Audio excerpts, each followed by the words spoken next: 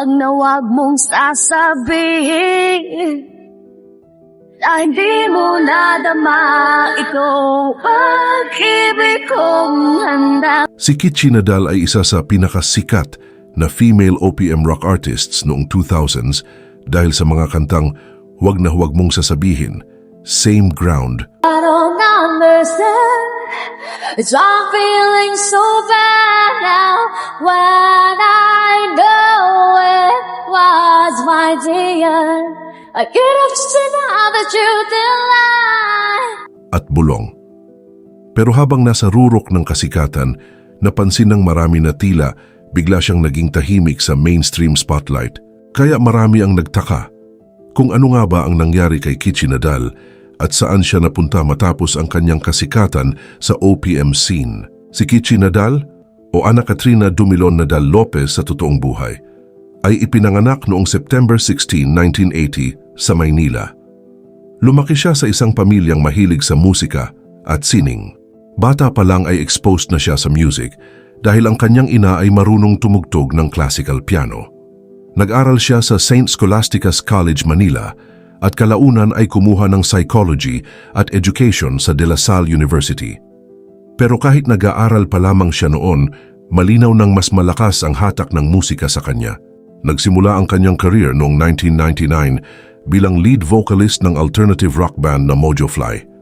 Dito unang napansin ang kakaiba niyang boses at astig niyang image bilang babaeng gitarista sa rock scene. Sa panahon na karamihan sa female singers ay pop at ballad ang genre, kakaiba si Kitchi dahil may raw at simple siyang dating.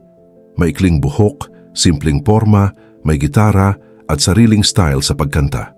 Dahil dito, mabilis siyang nakilala sa OPM industry. Pero bago po ang lahat, baka pwedeng palike muna ang video na ito. Isang simpleng click lang, pero malaking tulong yan sa aming mga content creators para makagawa pa ng mga kwentong gaya nito.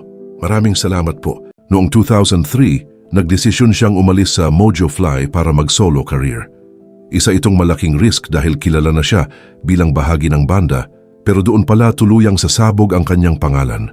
Noong 2004, inilabas niya ang kanyang self-titled debut album na Kitchi Nadal.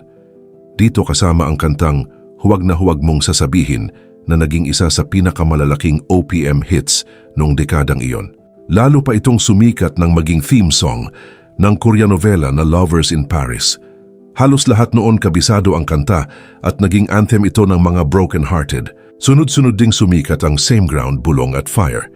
Dahil dito, naging multi-platinum ang kanyang album at umabot pa sa 7x Platinum. Isa siya sa mga artist na tumulong bumuhay muli sa OPM rock era noong 2000s. Kasabay niya noon ang mga banda at artist tulad ng Hale, Bamboo, Kamikaze at Barbie Almalbis. Pero kakaiba pa rin si Kitchi dahil isa siya sa ilang babaeng solo rock artists na talagang nangibabaw sa industriya. Bukod sa pagiging singer, kinilala rin siya bilang songwriter. Marami sa kanyang kanta ay may lalim at emotional honesty kaya madaling makarelate ang mga tao. Hindi lang puro tungkol sa love life ang kanyang songs dahil ang iba ay may spiritual themes at reflections tungkol sa buhay. Sa kabila ng kanyang kasikatan, nanatiling pribado si Kitchi pagdating sa personal niyang buhay. Hindi siya mahilig sa showbiz gimmicks o kontrobersya. Mas gusto niyang pag-usapan ng musika kaysa love life. Nagkaroon man noon ng mga chismis tungkol sa kanyang sexuality. Dahil sa kanyang rocker image, hindi iyon naging malaking issue sa kanya. Naging usap-usapan din noon ang pagiging malapit nila ni Barbie Almalbis. Dahil madalas silang magkasama sa concerts at music events, may ilang fans noon na napagkamalan o inisip na baka magkarelasyon ang dalawa. Pero kalaunan ay napatunayang wala iyong katotohanan at nanatili silang magkaibigan hanggang ngayon. Noong 2010 pataas, napansin ng marami na tila humina ang exposure niya sa mainstream media. Hindi na siya madalas makita sa TV at mas naging tahimik ang kanyang career kumpara noong peak years niya. Kasabay nito, nagbabago na rin noon ang music scene sa Pilipinas. Ang OPM rock era ay unti-unting napalitan ng acoustic pop, K-pop influence, at digital streaming culture.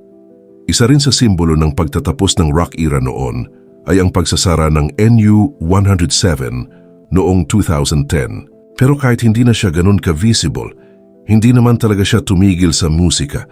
Patuloy pa rin siyang gumagawa ng kanta at tumutugtog sa mga gigs. Noong 2013, naglabas siya ng independent album na Malaya. Mas personal at mature ang tunog nito kumpara sa kanyang mga naunang albums. Pagdating ng 2014, nagkaroon ng malaking turning point sa kanyang buhay. Matapos ang pananalasa ng Bagyong Yolanda, nag-volunteer si Kichi sa Bantayan Island, Cebu para tumulong sa relief operations. Dito niya nakilala ang Spanish journalist at humanitarian worker na si Carlos Lopez. Mabilis silang naging close dahil pareho silang may malasakit sa ibang tao at parehong involved sa volunteer work. Matapos ang halos isang taon ng relasyon, ikinasal sila noong February 2015 sa isang simpleng Christian wedding sa Tagaytay. Naging usap-usapan noon ang kanilang kasal dahil simple lang ang celebration. At maging ang wedding gown ni Kichi ay sinasabing nagkakahalaga lamang ng 799 pesos. Marami ang humanga dahil kahit sikat siya, pinili niya ang simple at practical na celebration. Bukod sa kanyang music at personal life, minsan din siyang naging laman ng social media discussions dahil sa pagiging vocal niya sa ilang social issues. Isa sa mga naging kontrobersya noon ay nang maglabas siya ng opinyon tungkol kay Rodrigo Duterte noong panahon ng kampanya nito sa pagkapangulo. Pinuna ni Kichi ang pag-amin noon ni Duterte tungkol sa pagkakaroon ng maraming relasyon at sinabi niyang hindi dapat gawing normal ang pagiging womanizer, lalo na para sa mga leader na dapat nagsisilbing ehemplo sa publiko. Dahil dito, umani siya ng magkahalong reaksyon online. May mga humanga sa kanyang katapangan habang may ilan ding bumatikos sa kanya. Pagkatapos ng kanilang kasal, unti-unti nang naging mas tahimik ang kanyang showbiz career. Kalaunan ay nanirahan sila sa Madrid, Spain kasama ang kanilang pamilya. Doon nagsimula ang panibagong chapter ng buhay ni Kichi bilang asawa at ina. Ayon mismo kay Kichi, gusto niyang maging hands-on mom sa kanyang mga anak. Sa Spain, malayo ang kanyang buhay sa typical celebrity lifestyle. Naninirahan sila sa isang simpleng apartment at namumuhay ng minimalist. Walang yaya o kasambahay, kaya siya mismo ang gumagawa ng household chores at pag-aalaga sa mga anak. Mas naging mahalaga sa kanya ang family time kaysa glamorous celebrity life. Pero kahit nasa Europe siya, hindi niya tuluyang iniwan ang musika. Gumawa siya ng maliit na recording studio sa kanilang bahay kung saan patuloy siyang nagsusulat at nagre-record ng kanta. Nagpe-perform din siya paminsan-minsan para sa Filipino community sa Spain at iba pang bahagi ng Europe. Isa rin sa mga naging malaking usap-usapan ay nang i-post ni Kichi Nadal na ibebenta niya ang kanyang iconic na Parker Fly guitar, isa sa mga gitarang madalas niyang gamitin noong kasagsagan ng kanyang career. Una itong naiugnay kay Chito Miranda at lumabas pa ang balitang bibilhin umano ito sa halagang 1.2 million pesos. Dahil dito, may ilang netizens na agad nagtanong kung naghihirap na ba si Kichi o kung kailangan ba niya ng pera kaya niya ibinebenta ang isa sa pinakaimportanteng memorabilia ng kanyang career. Pero kalaunan ay nilinaw na hindi naman natuloy ang bentahan at hindi rin ito dahil sa financial problems. Ayon kay Kichi, bahagi lamang ito ng kanyang minimalist lifestyle at pagbabawas ng mga gamit habang nakatira sa Spain. Kahit matagal naging tahimik si Kichi Nadal sa mainstream media, hindi siya nakalimutan ng mga fans. Muling sumikat ang kanyang mga kanta sa TikTok at Spotify at marami ring Gen Z listeners ang nakadiskubre sa kanyang music.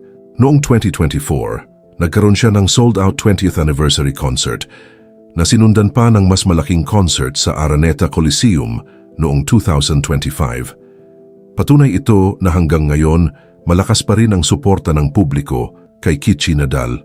Sa ngayon, hati ang oras ni Kichi Nadal sa pagitan ng Spain at Pilipinas habang patuloy siyang gumagawa ng musika at inaalagaan ang kanyang pamilya. Kahit matagal siyang naging tahimik sa mainstream scene, nananatili pa rin siyang isa sa pinakarespetado at pinakamamahal na female OPM artists dahil sa kanyang simpleng pamumuhay, pagiging totoo sa sarili at walang kupas na mga kanta.